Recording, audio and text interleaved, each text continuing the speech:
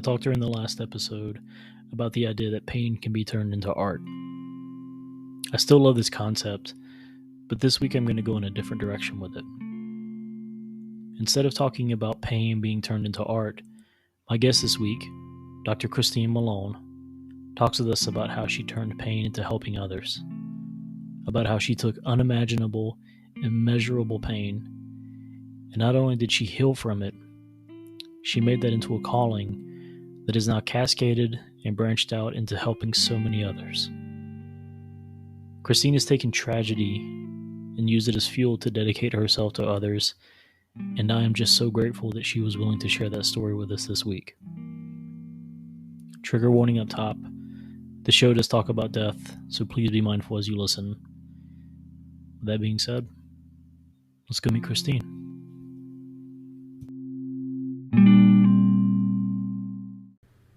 Hello and welcome to our last meal. I'm your host Andrew, and my guest this week is author and educator Dr. Christine Malone. Christine, thank you for joining me. Thank you for inviting me. Yeah, I'm so happy to have you on. I've been looking forward to this one because I really do feel like just getting to speak with you is going to be interesting. I also will throw out there too, I was a little intimidated initially because I see the doctor title and I'm just immediately that's where the self-doubt kind of comes in. It's like, you're not, this is going to be an interesting one for you. So Yeah, my doctorate is in leadership, so I'm not the medical doctor. So oh if that helps at all, yeah, no, I'm an academic, so my doctorate is in academics. I feel like academics is almost even more intimidating. If Well, I could go into quite the story about how the rigor of getting your PhD is more difficult than getting a doctorate, but I don't want to offend anybody. So yeah, I don't want to lose the medical doctor audience that is so no, core to this podcast. Let me not do yes. that. So let me ask you. So what sent you down the path of getting a doctorate or a PhD in leadership? Actually, that is a rather interesting story. So, in 1999, my middle son, Ian, was born. He was injured at birth due to a preventable medical error that left him Hmm. severely brain damaged. He was unable to suck or swallow. He had no purposeful movement. His mental capacity got to about the age of about 2 months. So, it really was like having an infant. He lived to be 4.5 before he passed away from his injuries. I'm so sorry. So prior to Ian's arrival in my life, I was on this career path of, how much money could I make and how important could I be and how many employees could I have. Yeah. And I really thought that was what was important in life. Ian showed me that that was not what was important in life. And so after he passed, I went back to school and I got my bachelor's degree. I was 40 years old by then when I got my first college degree. And then I was invited to develop some classes for medical assistants at our local community college. And I'd never taught before. I have very little patience, so I thought I'm going to hate that. But okay, I'll do it. I have a lot of experience in healthcare at that point in time, in administrative roles. So I agreed to write their courses. So shortly thereafter, they said, well, we don't have anybody to teach them this quarter. So will you teach one of these this quarter? And again, I thought, I'm going to hate this. I had teenagers at home, so I thought, teaching would be like teenagers, and I thought this is just not going to be a fit for me. I get into that classroom, and I got to talk about um, grief and loss in one of my classes, and medical law and ethics, and medical malpractice. And I went home thinking, I can't believe they're paying me to do this. This is something I love to do. It is what I'm here for. It was really eye-opening to me. Yeah. So I went back to school, got two master's degrees, and then I got my doctorate in leadership and higher education. And I've been teaching in higher education ever since. My students are uh, they're part of my healing process. I have students, nursing students, who come back to me years after leaving the program, the nursing program or medicine program, and say, I had this patient who was, dying, or their husband was dying, and I used some of the techniques that you talked about in the class to care for my patient. So for me, teaching is about me being able to help other people reach out to those patients, even though I'm not in the room.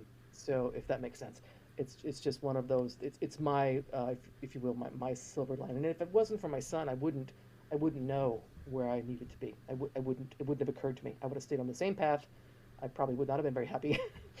But instead, he really helped me see that this is where I need to be. Oh wow, that you're right. That I don't think the word interesting does that justice. That is incredible.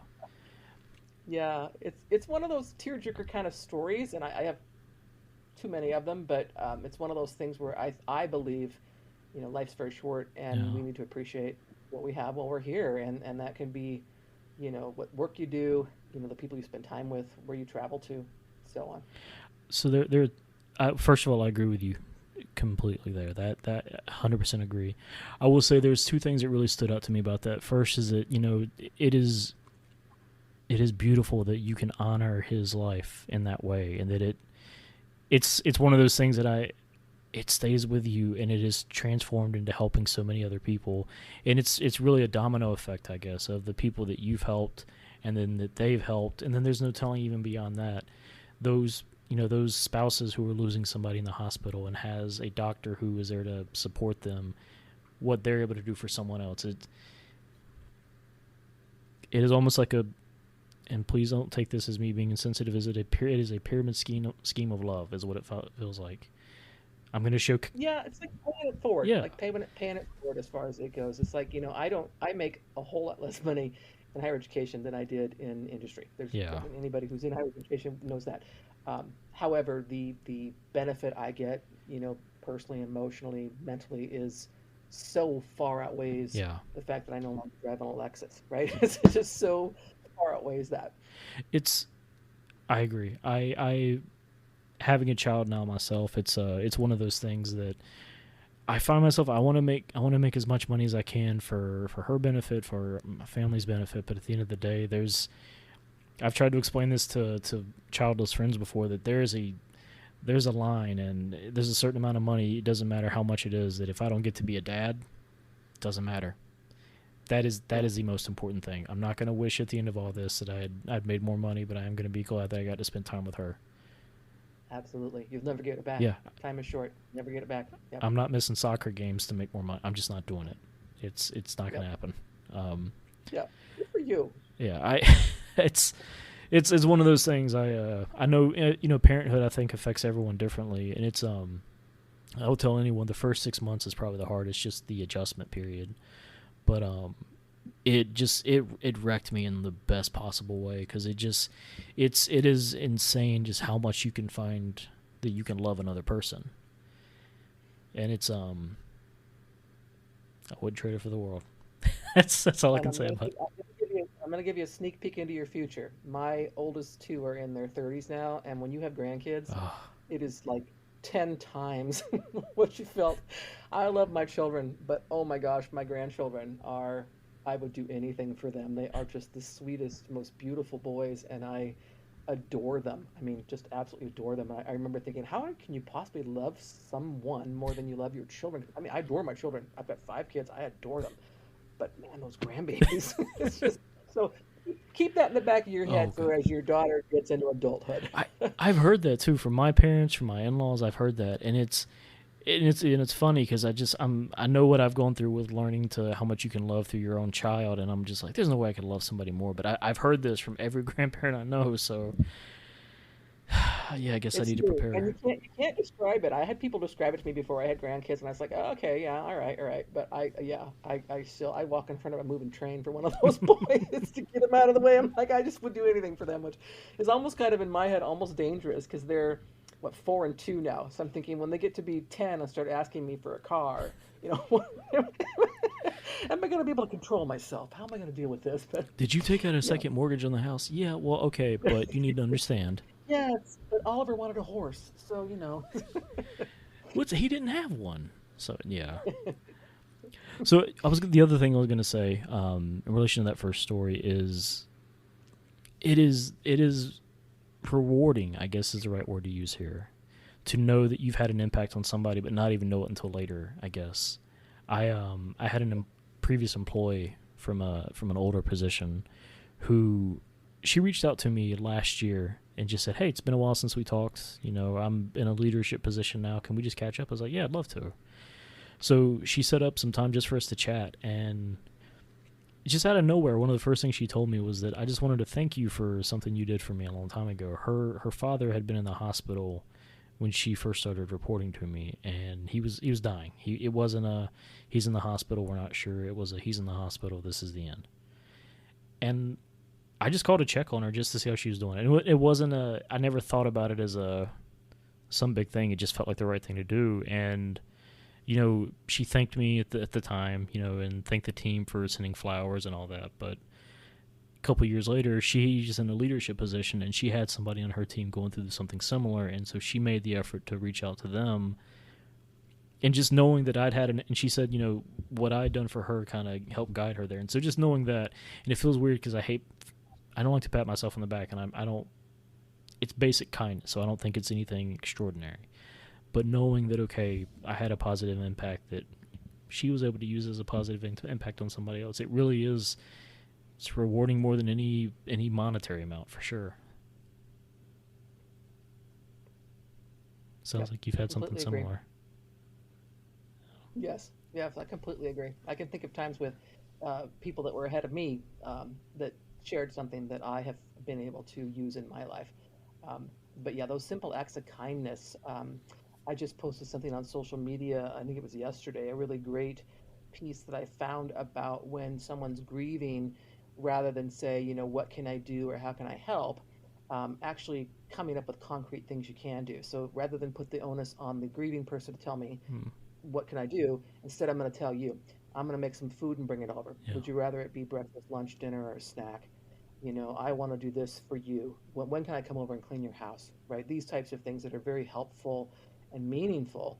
And to the person, I know full well that when someone's grieving and I want to help, I feel better if I can do something. Yeah. Right? So I want to do something. I want to come over and do this thing for you. But I don't want you to feel obligated to give me something to do. Right?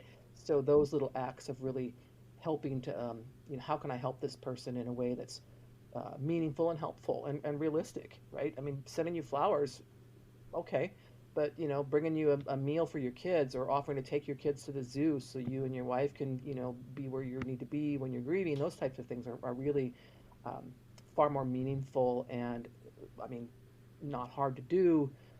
You just got to think about what's going to help that other person. Yeah. I mean, something like that. I'm sure that goes a long way. That's a great point. Well, thank you for that introduction into you. I do want to shift it a little bit.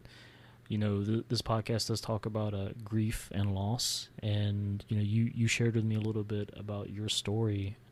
So would you mind sharing with the audience who we're going to talk about today, and just tell me about them? Sure. So I want to talk about my first husband. His name was John. John and I met when we were both 22 years old. We got married when we were 24, and we had our first child when we were 26. We had our second child. First one was a boy, second one was my daughter, and they're 2 years later, so they're 2 years apart. So during the early years of our marriage, I didn't really recognize what depression looks like. I didn't have a lot of experience with people who've dealt with depression.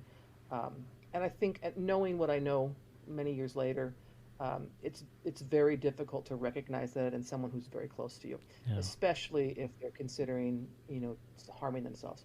It's very difficult. So when I think we've been married 7 years, and John's depression was getting worse and worse and worse, we separated, and about a year later, he committed suicide.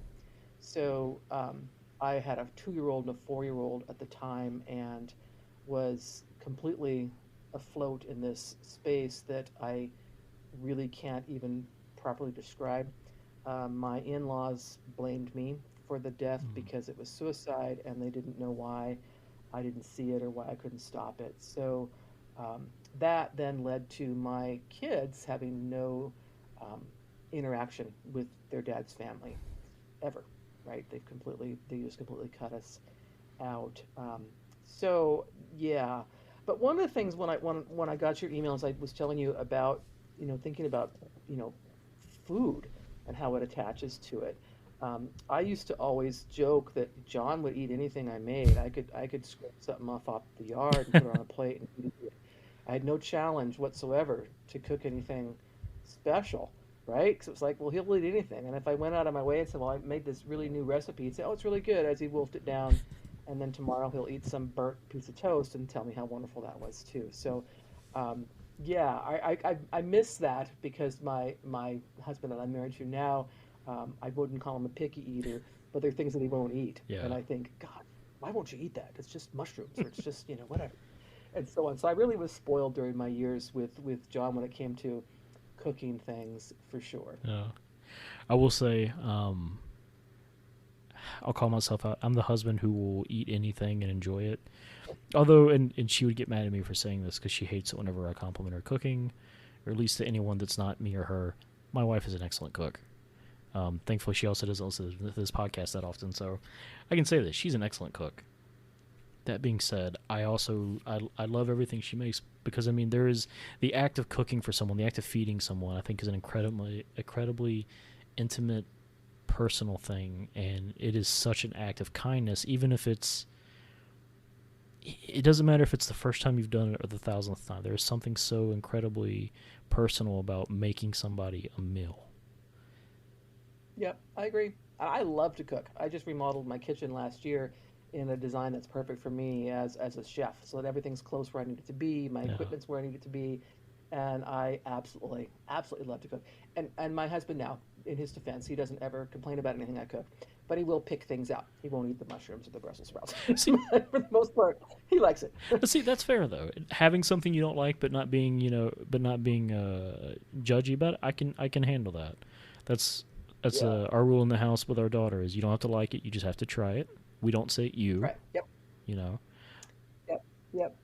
And one thing I do, for instance, I keep going back to mushrooms because I love mushrooms in Same. anything, and my husband doesn't like them in anything. Is I leave them in large chunks so he can pick them out easier rather than something that's smaller. So it's like I'm going to put them in the dish, but you can pick them out if you don't want to eat them, but the rest of us want to eat them. So Yeah, it's kind of our compromise, if you will. I feel like that's a fair compromise though. Plus, It works. the great It thing about works. that is more mushrooms for you. At least that's what I do. That's the way I look at it too, for sure. Yeah. Now, you talk about the with his passing. I know that there's grief there from his death, but you also talk about too the fact that and I'm sure it's not just you or not just your kids. It was you as well. There's that support system of his extended family. So you're grieving people that are still there technically. Is that correct? Yes and no. So yes, I grieve that and have grieved that for my children, but the way that family behaved, I mean, they while I was making funeral plans for my husband, they went to my home and stole items that they wanted, Hmm. including my refrigerator. So some of that just, I have always said that death and money brings out the worst in people. Yeah. You'll find out really how low they'll go when those things are involved. And that was definitely my experience with my first husband's family. So I did not feel like I'd lost out on not having them. I think if I really were to analyze it, it would have been nice to have people to talk about that knew him, Yeah. right? That grew up with him, that had even more years with him than I did. But for the most part, I think the grief that I have felt over the years is that my children have not had, they don't know their cousins. They don't know. The grandmother just died, I heard. They didn't know anything about her.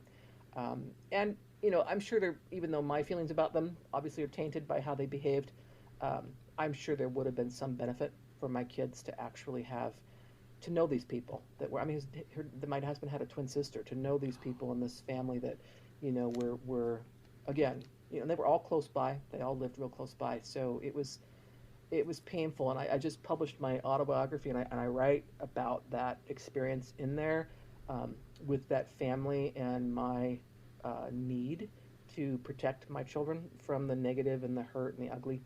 Um, but in reflection on it, I also realized, especially in talking to my daughter, who was 2 when her dad died, she grieves the loss of memories. She doesn't have any memories of him, and she doesn't have any memories that maybe his family might have shared about his childhood, any of those types of things. They didn't get any of that. Um, so that's kind of when I say yes and no. I say yes because I'm so connected to my children and feel so responsible for my children and making sure that they're protected and happy. Yeah. But on the other hand, I don't. I don't miss anything about anything about that family. I wish them well, but I wish them well away from me. That's what I say. And I think that's understandable. And also, I mean, at a certain point, you have to be able to protect yourself, your feelings, and your kids and their feelings. And healthy boundaries are a way to do that. And Yeah, I can't fault you for that at all. yeah. I think in many cases, and you know this as a parent yourself, you'll do anything to protect your Yeah. children. Um, but in my case, I look at it, you know, yes, I don't have any regrets for how I protected my children, but I do have regrets that they missed out on some, I mean, getting together for Christmas, what things, grandparents, they never knew Yeah. those types of things. I feel like the family took that away from them by doing what they did, rather than me taking away from my children by staying away from them, if that makes sense. So it's kind of a, I'm not trying to defend myself. I just feel like, you know, my job as a mom was to make sure I could do the best I could for my kids, and that I didn't let them get exposed to people that were just horrible people. Yeah. And that family has, over the years, reached out to, well, I should say, in my children's adult years, I've reached out to them. Um, One uncle, my husband's youngest brother, his girlfriend reached out to my daughter, because I saw some pictures on social media that she'd gotten married, and so on. And it really made her feel bad. She said, I don't really want anything to do with these people. And they're making me feel kind of guilty that I'm not, you know, reciprocating and wanting to get together with them and so on. Um, but again, as an adult mom of adults now, I'm like, well, you have to make your own choices. But Yeah. I still have mama bear protection, and I will step in if you need me. But you're an adult, and you make your choices, and you let me know how I can support you. And that's I think that's key, especially like you said, they're adults now, but still, you wanna protect them, but you have to. Yeah, we do that on a much smaller scale here of letting the kids make their own decisions. I mean, but there's always going to be that instinct to protect. And Yes. so so let me ask you this: how as they grew up were you able to help support them through their grief? Because I'm sure with them, I mean, at that age, I'm assuming here, but I would assume that it wasn't just a sudden shock of grief. I'm sure there was some of that, but it feels like over time it would come in waves of just new understanding of like, okay, this is a thing now that I'm grieving, or this is a thing now that I have to grieve. Yes, I call those pockets of grief. So for I'll use my daughter as an example. My son, who was 4 when his dad died, has some memory of his dad. I think like any 4-year-old, they're kind of jumbled, where he'll put like two events together that Yeah, didn't happen at the same time, but he's just kind of confused, but he remembers somewhat about him. Whereas my daughter does not have any memory of her dad at all, um, having lost him at the age of 2. So over the years, when events come up that cause those pockets of grief. So when my kids graduated high school, when they graduated college, when my daughter got married, my son walked her down the aisle. When they got married, he stood in for his dad, which was um, incredibly emotional for me. yeah, And yeah, and so that and she grieved the loss of not having a dad there, even though she doesn't remember him. When her kids were born, those she gave her youngest son her dad's name as his middle name. So she honors him and she thinks about him, but she doesn't have those memories, even though those pockets of grief are there. So I think that's part of it. I know as a parent, when you have young children in such a situation, you have to tailor those conversations based on what they can handle. yeah, So, for example, in the early years, I would say, I'd refer to what happened to their dad. I said, he was sick in the head, which was my version of saying depression to a 2 and a 4-year-old, so they could understand what that was. My goal was to make sure they didn't think it had anything to do with them, that he yeah. didn't leave us because he didn't want to be with them. And my daughter and I've had that conversation about, her feelings sometime about, if he would have loved me, why didn't he stay? So those conversations are difficult, especially when children are involved. Um, Therapy for sure. My oldest son, when I the night I told him his dad died, he cried. I held him in my bed and he cried all night long. I'm hours and hours of crying and saying he didn't want his dad to be gone. And then I was meeting up with my dad to make funeral arrangements while my husband's family was stealing my things. And we were at a pizza restaurant. And as we came out of the restaurant, my son went to run for the road, and grabbed him and stopped him. I said, "What are you doing?" And he said, "I want to die so I can go to heaven and bring my dad back." Oh God. So I got him into therapy fairly soon after that, and I'm very grateful that I found a therapist that knew how to deal with children and grief. And I used to say, I don't want my kids to be in therapy in their adult years working out things that maybe they could have worked on when they were younger. So I've tried to be open, and yet, on the other hand, I know over the years I've not shared um, as much as I maybe should have. And I say that because when I wrote my autobiography, I've got a lot of things in there that I didn't realize my children didn't know, Yeah. right? They didn't know things about their dad. He was an accomplished general contractor. They knew parts of that. Um, they knew things about him, but they didn't really know, that he was an Olympic um, champion here in Washington State. He was in the ski patrol. He was very athletic and so on. They didn't know those things. It never occurred to me to tell them. So those types of things that I've thought, well, if I had to do it over again, um, I would have more conversations with them about who their dad was. At the time, I thought doing that would make them miss him even more, if that makes sense. So, I give myself some grace in that I'd never been through it, and I was, what, 30 years old, and that was all new to me, and I was dealing with those in-laws, and I just was trying to do the best I could to keep my kids in a space where they, felt safe and loved. Um, and I think I did. They're very well-rounded, wonderful kids. I adore them, and they're very very successful, um, and so on. So again, when I think back on that, I think what could I have done differently, and it was probably to keep his memory alive more than I did. Oh, so many things I want to say to this. So first of all, I would say just from talking with you before we started recording, I can tell how much you care about your kids and how proud of them you are. So I would definitely say you did right by them in that regard. So I'm glad to hear you say that you give yourself grace on that. I was gonna say please do, because it's especially 20 years ago. I cannot imagine that there were resources or there was a blueprint for how to do this right. And even now, Uh, I don't think there would be. Um, there was no internet back in those days, for one thing. For young people who are listening, there was a time when there was no internet. Uh, so if you wanted to find, you found books. I found a really good book that I often recommend to people who've survived the loss of someone due to suicide, and it's called "No Time to Say Goodbye" by Carla Fine, and it's her story of her husband's death by suicide and kind of how she survived that. And it's a really great book for people because suicide, for example, really leaves that stigma and that guilt behind. Why didn't I see it coming? How did I not know this was happening? How could I not have stopped it? And that survivor's guilt is so much worse with suicide than it is with any other type of death.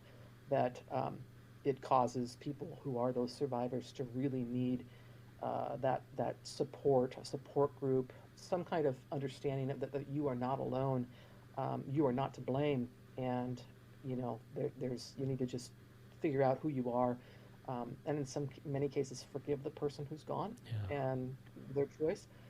Recognize that depression is a terrible evil monster. Um, that if you've never been there, it's impossible to describe what it feels like.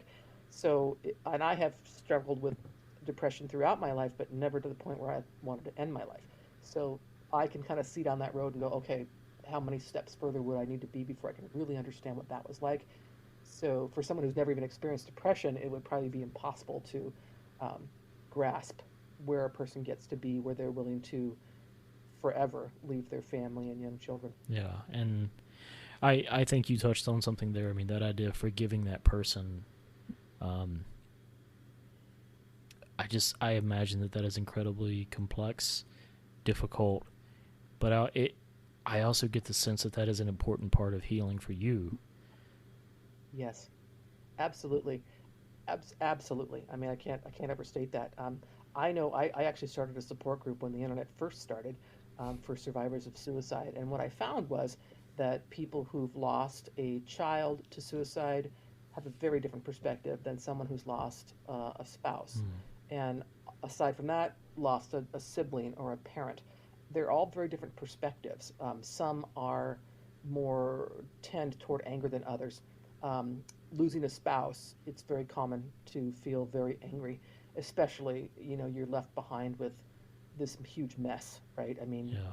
what just horrible mess of things to deal with, and then raising children on your own, and the responsibility that that comes with. So yes, for me, I absolutely had to get to the point where I no longer was angry with John. And I'll be honest, it took me probably at least 10, 15 years to get to the point where I really didn't um, think upon him with anger. But what that changed to was to think upon him with kind of sadness, right? So you're missing out on this thing. Our kids are in this, school choir, and I'm here listening to it, and you're missing this, right? I mean, maybe whatever you believe in, you're watching it from somewhere, but you're not here in the moment and listening and seeing and watching them walk across the stage when they graduate, those types of things. So for me, again, once I got to the point of really realizing, he wasn't at fault. He didn't do it on purpose, which sounds so weird because he did. He did it to himself, right? Yeah. But he didn't do it in a way that was like, you know what I'm going to do? I'm going to kill myself so that my family can treat my wife horrible. I mean, none of that was there. I think That wasn't the in the expectation. brain, no, in the brain of a person who gets to the point of taking their own life, they are kind of in that tunnel vision space of really they're in so much pain that all they can think of is that I need to end my pain, and it would be a benefit to the people that love me if I just left.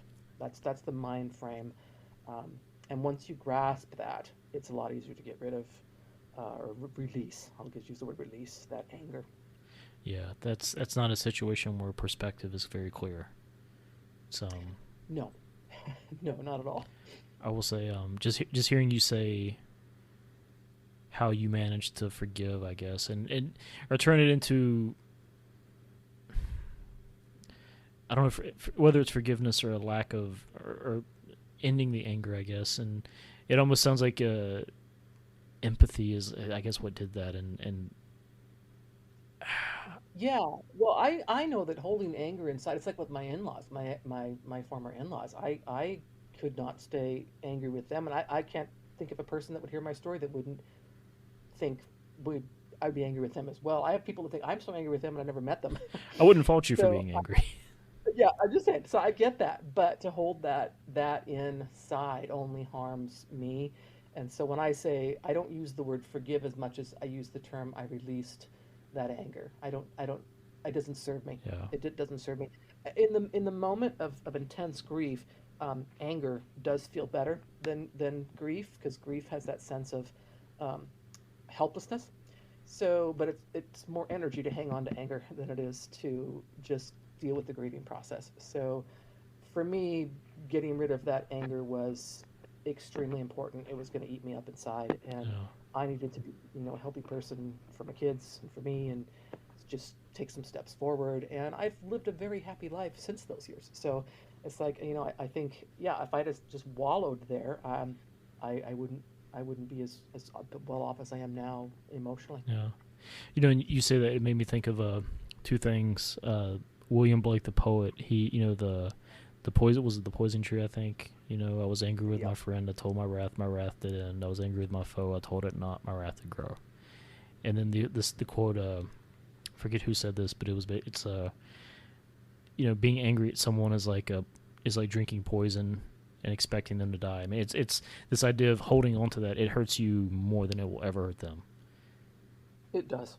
It does. I mean, I can think of a number of times in my life, both even before that time with John and since, where I have had someone has, done you wrong, right? Yeah, Betrayed you, whatever it might be. And it's always, and I think of my experience with John, I really, this sounds really bad to say, but as as a blessing in that it really taught me a lot of life skills about how to let stuff go and how to live more in the moment than in to stress on this was a horrible person or whatever. I just I learned a lot from that experience that I wouldn't know otherwise. I don't think I would know otherwise. yeah.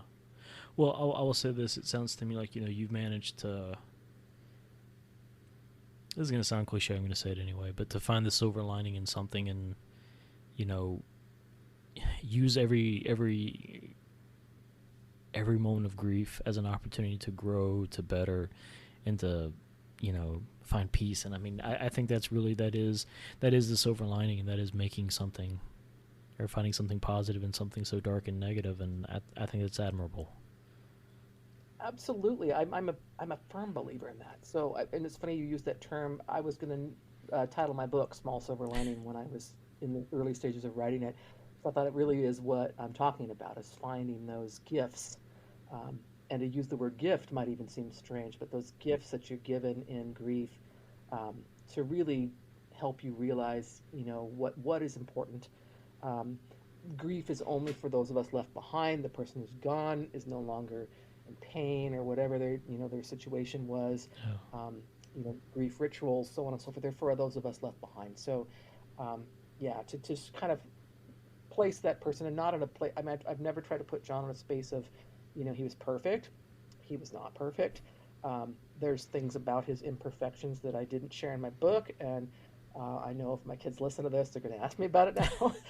But it's like I didn't want to make him into this idyllic, perfect person. As a matter of fact, to be honest with you, in the early days, I was worried that my kids would grow up and they would find that they would prefer him as a parent because they didn't have any negative memories about him, and yet I was the one that had to be there to do discipline, Yeah. to make you go to bed, to make you eat the green peas, and yet I had a really good therapist that I saw for years who said to me, yeah, but they're going to remember that you were the parent who was there, and those are the memories they're going to have, right? I don't want them to be angry with their dad, but I want them to know that he wasn't perfect, but he wasn't completely imperfect either. He wasn't He was human. so flawed.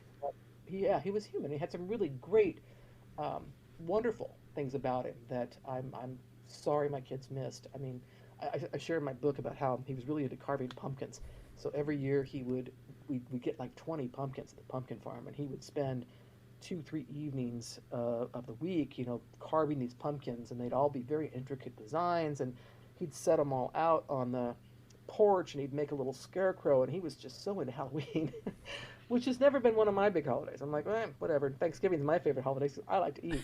But for him, it was Halloween, and I think back on that, I think, gosh, the kids would have thought that was so much fun if they had those memories of the Halloween parties we had and the Christmas parties we had and so on. So, when you think about, yeah, someone was so depressed that they ended up taking their life, that's not his story, though. His story, that was the end of his story, but it wasn't his story. It wasn't who he was. It wasn't what his life was like. It wasn't how much he did, how much he cared for his kids, so on. So it's hard, especially again when someone commits suicide, to not focus on that as being the defining quality, when in reality it of course is not. Yeah.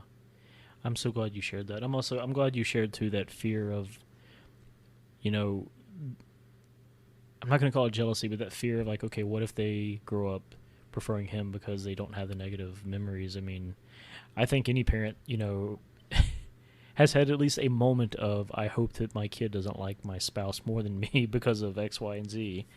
And I know Yeah, that would just, compound it. And yeah. I appreciate you sharing that. Um, Yeah, and even without death being involved, I mean, yeah. yeah, you get that too, where you're like, or especially after divorce, I don't want the kid to prefer that. It's just as, I don't know, it's just, I want to use the word selfish, but it's just, I think, a human thing to say, I don't want to be in second Yeah. place. So I don't know, it's hard to say that without sounding egotistical and selfish, but I get it um, though. I had a very dysfunctional childhood, and when my mother passed away, I didn't have an emotional reaction. We were not close, and Mhm. people who were very close to their mothers find that story shocking. I share that with my students, that her loss affected me less than if my favorite grocery clerk died. It was not a loss that I grieved. And yet, I say, and again, this sounds so crazy, I hope that when I go, my children are devastated. I want them to miss me so much and say, my mother was the best. I loved her so much. She did so many things for me. And I want them to just, yeah, miss me for that. Whereas I'm like, my mother, meh. But yeah, I know it sounds terrible. It's like, I want my children to really grieve. I know where you're coming But I from do. though. Yes, I do, because when you really feel that grief, I think it's tied to how much you what is the saying, grief is the price you pay for loving someone or Yeah. something or whatever. So, yeah, I think that definitely comes into play there. That makes sense to me. I promise you that makes sense. Um, Yeah. I do want to ask you before I have to know more about the chocolate chip cookies. I'm gonna come back to that. Oh, But yes, the before I do chocolate chip that, cookies. though, I do have one question because you know you mentioned that you've used it in your work with your students, and you even mentioned just now um, that you've explained this to them. How have you taken your I guess your experience or process with grief, and I'm gonna say empathy too because I gather so much empathy from what you've been through. How have you taken that into the classroom, into a professional setting? Because it sounds like that's something that you're not just keeping to yourself, that you're sharing. So how have you done that? Yes. Well, the sharing part of it is a huge part of that silver lining you were talking about, and definitely part of healing. And as I call it, pay it forward. Most of my students are going into some kind of career in healthcare. So what I like to do is share. I share a lot of very personal stories in my class about grief and loss, and I often have students in tears. Hmm. And I'll preface it with, this is what we're going to talk about tonight, but because they're going to go into healthcare, I want them to know that there are topics your patient's going to need to talk about with you that aren't going to be comfortable. So let's talk about them here in the classroom where it's a safe environment and you can process some of that and put your own feelings aside. But I also really, really like to stress with my students that it doesn't matter whether your patient is terminal, whatever's happening with them, there's always something you can do, right? You can't. I think of our healthcare system as um, our doctors have this bag of tools and they want to fix you, but there's times when we can't fix things. I can't fix that this person's dying, and I can't fix your grief that you've lost someone that you were close to. What I can do is I can offer that empathy and that compassion. I can say words that I think are going to be helpful, right? And I mean, even just remaining quiet. I have found over the years that when I talk to someone about a person they've lost, one of the things I will often say is, "Tell me about him." Yeah. So I know, and I know you know, and I'm sure your listeners know, that when you talk about the person that you are grieving or the person you lost, you're not thinking about how they died. You're thinking about all those wonderful memories that are in your head. So like when someone would say to me, "Well, tell me about John," and I tell you the story, I'm smiling as I say it, right? Even though the end was very sad and painful, there was a lot of great stuff in there. And those are the memories that I hang on to. So um, that's kind of what I like to impart on my students is that you can just sit there with someone who's grieving. You can use therapeutic touch, hold their hand, or touch their shoulder, whatever. Give a hug if that's in your makeup to do and it's comfortable and appropriate. Those types of I see them as tools to really they're in your tool bag now. So your tool bag now contains things you can say and do. Find resources, right? Suggest support groups, whatever it is that you can do to help someone in a situation where you can't fix it because you can't fix something that's that I can't bring the person back, right? I can't. Yeah. But what I can do is help you, start down that grieving journey that you have to go down. You have to do it. You can't just stop here and never do it. You have to actually go down there, and you'll find, those happy memories and so on are what sticks with you, right? Not the negative. When I think of John, I don't think about his family. I don't think about those people. I rarely do unless I'm telling the story of that. I never think about it. It never crossed my mind. The negative parts. It's like, nope, that's not part of who I remember. That had nothing to do with him. He didn't tell his family. You know what I want you to do when I die? I want, no, that didn't happen. So it's like I've divorced, if you will, that negative stuff, and I concentrate on the good stuff. And even some of the sad memories that I have of John are still not. I don't exclude them. They're still part of my package of memories because I think we have to accept the sad, negative ones Yeah. to really appreciate the positive ones. So that's kind of what I like to impart on my students is you're never helpless. You can always help someone, even in your personal life. Don't not just for healthcare, but just in your personal life. You have a coworker who's lost someone. You have, the grocery clerk tells you she's lost someone. I mean, when you talk about grief, it often becomes the conversation stopper, right? So no one wants to talk anymore about that. Like, oh, I lost my grandfather last week. Oh, I'm sorry. And then boom, let's move to some other conversation. If it's the death of someone young, or it's a stigmatized death like suicide or drug overdose, a conversation really, really doesn't. No one wants to talk about it, Yeah. which is really unfortunate because most of us want to talk about it. right? I want to talk about it. And I found with people that I've dealt with over the years that have had a loss, when I say things like, tell me about him, or what are your favorite memories about him, or I had one woman who lost her son. And it was her only son, and I asked her, it was just talking to her and her husband, and I asked her, I said, what were your dreams for him? Mm. And the husband just was like, oh my God, I couldn't believe I asked that question. But she just blossomed about what she had hoped for his life. And those memories for her helped her see that there was something there rather than just the terrible way that her son died.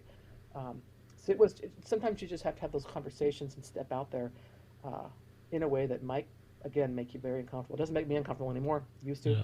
to ask people about, tell me about this person. And I don't want to know what happened. I don't care how the person died. It doesn't matter to me at all. They're gone. I'm talking about you.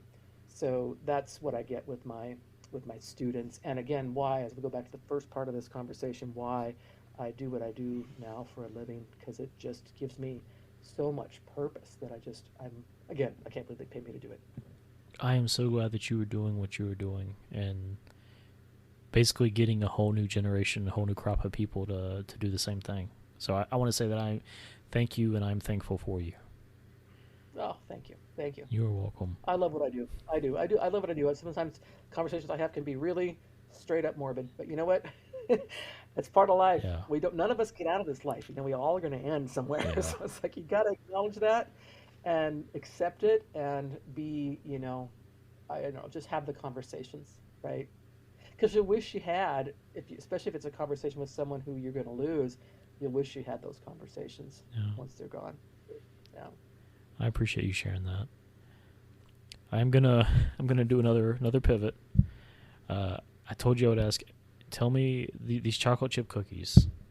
This thing that you think of whenever you think of him. Tell me about that. Yeah. It's funny because, like I told you, when you invited me on your show, I was thinking, okay, what memory do I have about food that I could tie to that? And then as I was talking with my daughter, she was commenting, well, what about, this, what about that? And she had some really great points, but the one that stuck the most in my mind was my chocolate chip cookies. So I'm one of those people that I don't like chocolate. I don't eat chocolate. I know that's very strange. Yeah, I know. I can see your face.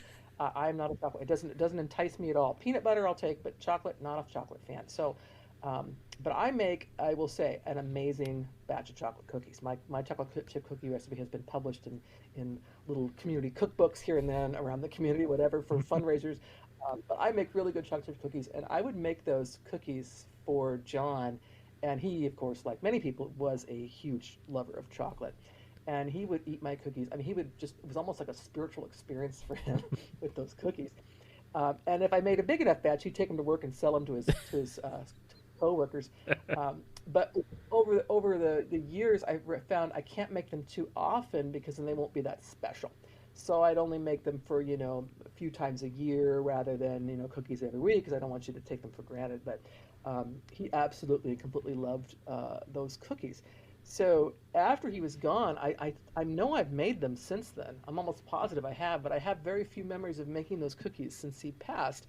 And I even said to my daughter, "Have I ever made those cookies?" And she said, "I know I've had them before, but I don't remember the last time." So um, it's just one of those memories that just really in my brain. I can smell them when I think about them. Yeah. I can remember circumstances. I can remember my kitchen where we lived. I can remember so many of those things when I just think about those cookies and how happy they made him to get the. Because I mean, food. We show love through food in many different ways, and then.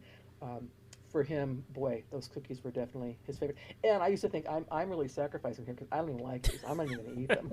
I'm making them solely for you. So that shows you how much I love you. As I'm making you these cookies. So it's just one of those things. And actually, I'm thinking to myself, I need to make those cookies this weekend because I just can't stop thinking about those cookies. Even though I'm not a fan, but I'll probably take a bite. I'll try one, but my kids will eat them. I was, My grandkids will eat them. I was gonna say I not to give you an assignment, but I think a batch of homemade chocolate chip cookies sounds like a great way to spend this weekend.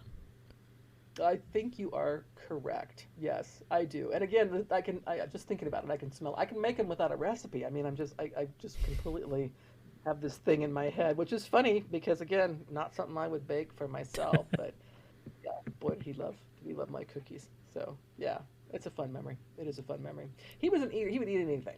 Absolutely eat anything. But there were foods that he would definitely he was a big fan of, why would you make that again, or why would you make that again, and so on. So, and not just cookies, but just regular dishes as well. Yeah. Thank you so much for sharing that. I do want to ask you one last question before I have you, because I know you've got a couple things that you work on. I want to hear about that. I want the audience to hear about that. But I always like to end the episode with this question. If you had a chance to sit down and have one more meal with him, what would you want to have? I would make my lasagna. So when we first got married, I still make lasagna, and I do love lasagna. Um, but I still make it. But when we first got married, I made it, and I remember his parents came over for dinner one night, and his mom was giving me tips and tricks on how I should make my lasagna. And we were young, newlyweds, and I'm sure that as a mother-in-law myself, I would never go there, but she did. Um, and I remember thinking, well, I'm not really going to change my lasagna recipe. And after they left, I said to John, do you want me to make it the way your mom? He says, no, I've never liked your lasagna. I definitely want you to look at it. So, but of course, we wouldn't share that with his mom, and she's passed, and so even if she listens to the episode, she'll never know that John wasn't a fan of her lasagna. But yeah, he loved my lasagna, and yeah, it's one of those ones where I make that pretty common. Maybe once a month, I make lasagna, um, and it ties me to him, but it also ties me to my everybody loves my lasagna. So it's Yeah. kind of like, but yeah, that would be it. Sit down and make him some lasagna, and I'd also make the cookies. We'd have to have the Yeah. cookies there too, just so you could be chewing on those even before the lasagna. I don't care. Sometimes dessert needs to come first. That's fine. Yeah, there's nothing wrong with dessert before dinner. Life is I short. can't say that in We front of just my have this 6 year one. old, but yeah, there's nothing wrong with dessert before dinner. That's right. My grandkids would love to have gummy bears before dinner. So, it's like, Hey, they might even do gummy bears with dinner. I've seen Stranger. you never know. It's, And when it comes to my grandkids, nothing's off the table when it comes to those grandkids. yeah. So, Trust me, with my parents and my in laws, I know. yeah, yeah. And good. I'm glad your kids have grandparents around. Mine didn't, and I love being grandparent around my grandkids. I do. Yeah. It's just the best. That's the thing. Kids are awesome. It's work, Yeah. but man, kids are just awesome. They're fun. I I'll share this last one before we wrap up. This is just to kind of illustrate the point or to put the exclamation as to why I think kids are awesome. Earlier this year, I picked up my daughter from school, and as we're leaving the gym where they're in after school program, we're about to head out the door, and another little girl stops her and says, "Hey." My daughter turns around, and the little girl just looks at her and says, "Do you like unicorns?" Nothing preempted this. This is just she just it's like she's suddenly like, "Oh God, I forgot to ask this. I need to go find out." So she just runs up and asks. My daughter says, "Yeah."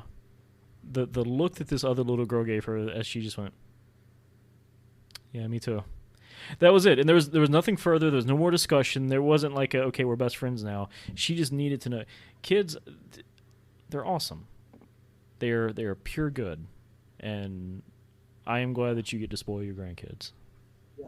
Pure innocence, as I look at it, just really just, especially children who grew up in a very loving environment, Yeah, which again I did not have, but to know that, like I look at my kids or my grandkids and realize, you just haven't you've never experienced this whatever, right, thing that I had experienced, but what you have is just this wonderful, loving, safe space. And yeah, I'm just, yeah, I could get really super emotional just talking about the grandkids. So I understand. it's like, I can talk about grief all day long, but what's going to make me tear up is if I start talking about those grandkids. No judgment. I yeah, I'm right there with you. If I start thinking about my daughter, I've been at work before, and she just pops in my head, and I think about her, and I'm like, oh God, I better be careful. I'm gonna start crying in front of my coworkers, and nothing bad's Yeah, happened. I would have to tell them I'm thinking about my daughter. I'm sorry.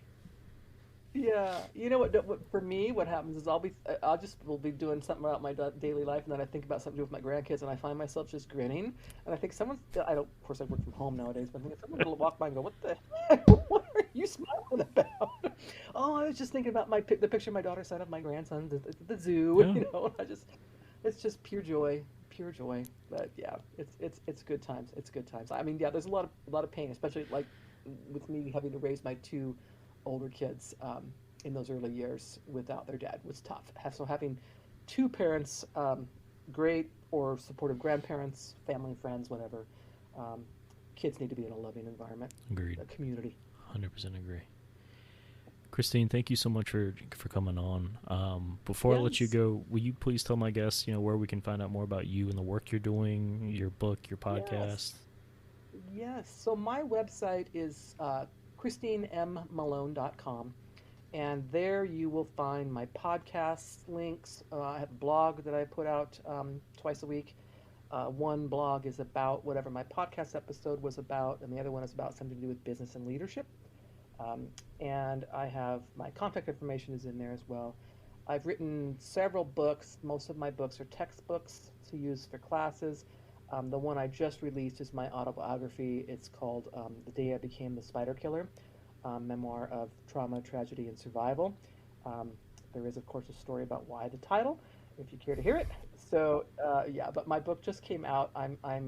It's one of those things where I've written so many books that are technical, and to write a book that's so personal.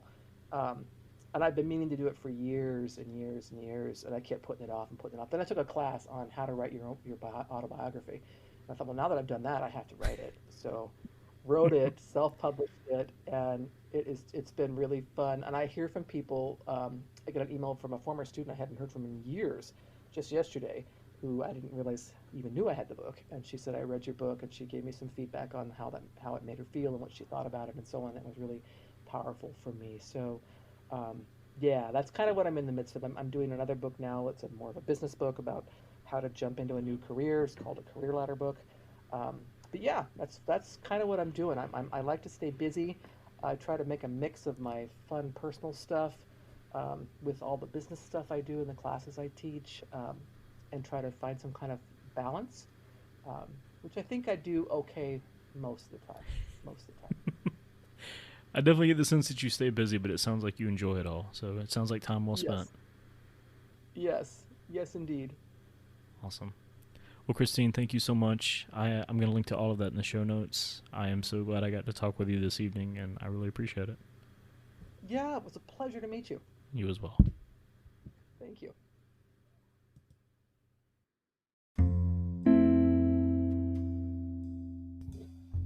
Thank you again to Christine for joining me this week, and thank you for opening up to us about your story of loss, grief, and healing.